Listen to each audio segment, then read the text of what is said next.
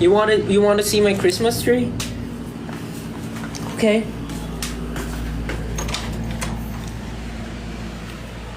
Pakita ko muna kayo sa dalawang prinsesa na tulog na ay nagising. Ang dalawang prinsesa, Naya at si Peachy. Bow. Salitan sila dyan. Minsan si Peachy, pag nandito si Peachy, si Naya yung nandun. Pag si Naya naman ang nandito, si Peachy naman ang nandyan. Salitan lang sila. Oh. Mga behave yan, mga behave. May TikTok pala kaming ginawa ni Peachy. Bukas ipopost ko. Peachy, say hi. Peachy. Kikis na naman. Gusto niyo makita ang aking Christmas tree? Tingnan niyo muna to. Ang aking nilagay sa center table. Ay, paano to? Flip camera. It's Christmas. It's beginning to look a lot like Christmas. Buhayin natin yung candle. Ay! May sumusunod na pusa.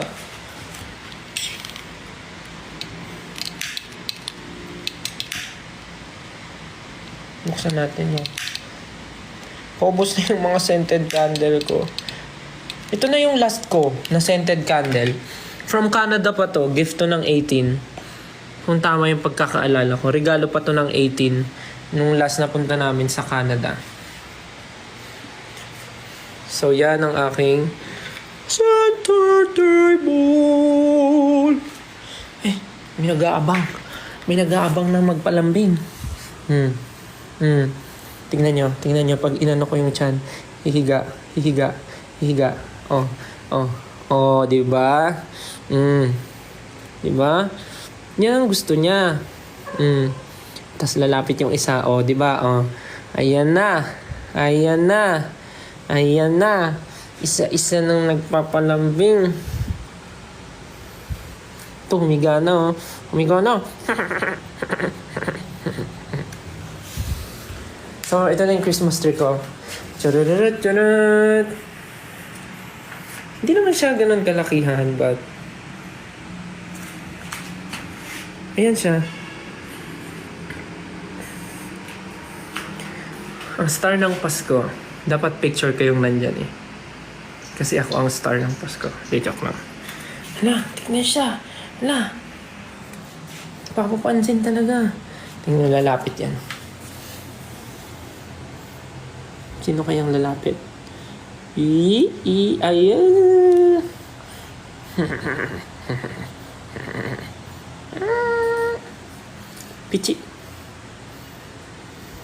Peachy, tinawag ko yan.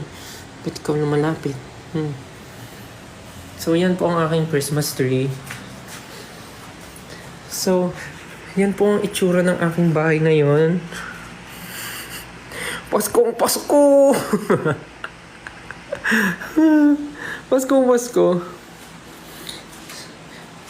Ako lang po nag-ayos, nag-design niya. Buti hindi tinutumba ng pusa. Alam mo, buti nga eh. Buti hindi nila tinutumba. Behave naman sila. Tapos ito, ako lang rin nag-design. And of course, the candle. Last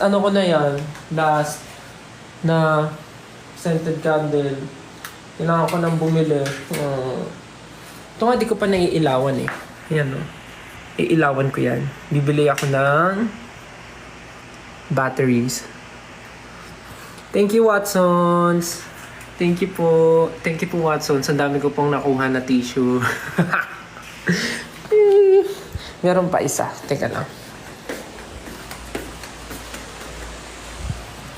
Charang! Bibili pa ako ng ulit. Bibili ako ng battery for this. Kasi umiilaw yan eh. Tapos gumagalaw yan. Umiikot. Tapos nag-ice skating yung mga nandyan. Tapos umiilaw yung buo. Tapos meron din akong santo. Merry Christmas! Yun lang. Yun pa lang naman ang meron sa bahay ko. Ay, ito pa pala. Wait lang. Yung mga lagayan. Tapos yung ano ko. Yung Santa na mayroong mga haw-haw.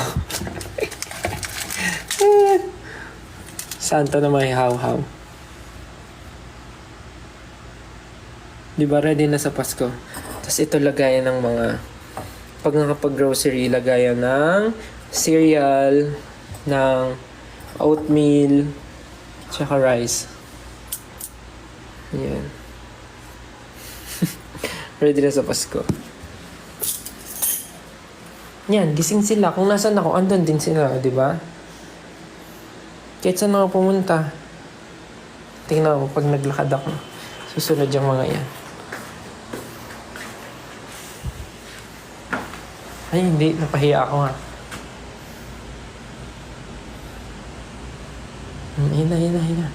Hina. Oh, di ba? Lambing ng bitsi-bitsi na yan.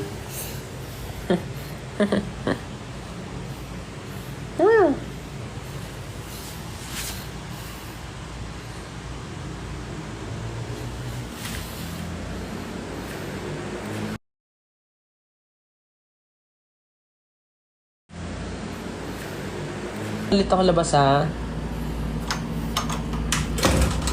So yun lang. Yun ang itsura ng aking bahay ngayon na may mga konting Christmas decors. So, sa mga nagsasabing napakaaga pa ng aking celebration ng Christmas and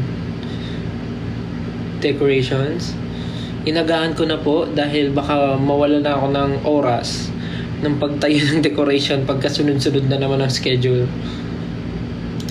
So habang may time, free time, talagang inano ko na. Ginaw ko na. Sana kayo rin po. Sana feel nyo na ang Christmas spirit sa inyong mga bahay. At ang tanong, saan kaya mag-celebrate ng Pasko at bagong taon si Estel?